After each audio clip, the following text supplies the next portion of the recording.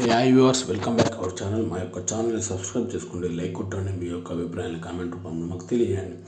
అయితే సంధ్యా థియేటర్ ఘటనలో తీవ్ర గాయాలతో కోమాలోకి వెళ్ళిన రేవతి గారి కుమారుడు శ్రీతేజ ఆరోగ్య పరిస్థితి మళ్ళీ విషమంగా మారింది.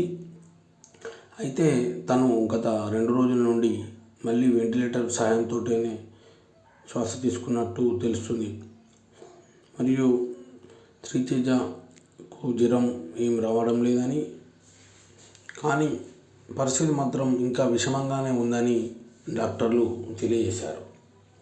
అయితే గత నెల 4 తారీఖు రోజున పుష్ప సినిమాకు వెళ్ళి తొక్కిసలాటలో గాయపడి వారి తల్లి అక్కడనే మృతి చెందింది.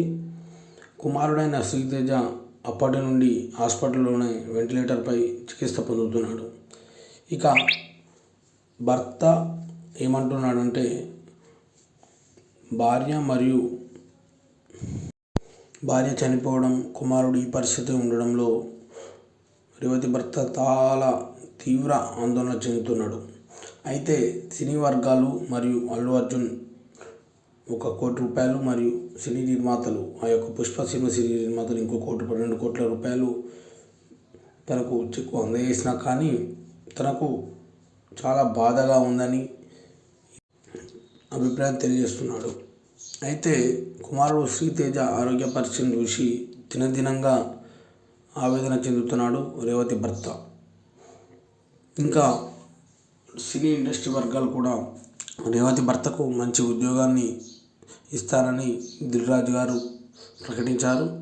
అయినప్పటికీ తన కుమారుడు, తన భార్య ఇలా అవ్వడం తట్టుకోలేని రేవతి భర్త తీవ్ర మనస్తాపానికి గురవుతున్నట్టు తెలుస్తుంది. అయితే కుటుంబ సభ్యులు ఎంత వారించినా కూడా తను వినడం లేదని తెలుస్తుంది. అయితే ఆ రోజు దురదృష్టవశాత్తు అలా జరిగిన సంఘటనకు బాధ్యులు ఎవరనేది అందరికీ తెలిసిన విషయమే. ఈ విషయంపై తెలంగాణ రాష్ట్ర ప్రభుత్వం మరియు సీఎం రేవంత్ రెడ్డి గారు కూడా చాలా తీవ్రంగా స్పందించి బాధిత కుటుంబానికి సినీ వర్గాల ద్వారా న్యాయం చేయడానికి ఎంతో కొంత కృషి చేశాడు. అయితే శ్రీతేజ ఆరోగ్యం ఇలా కావడం మరోసారి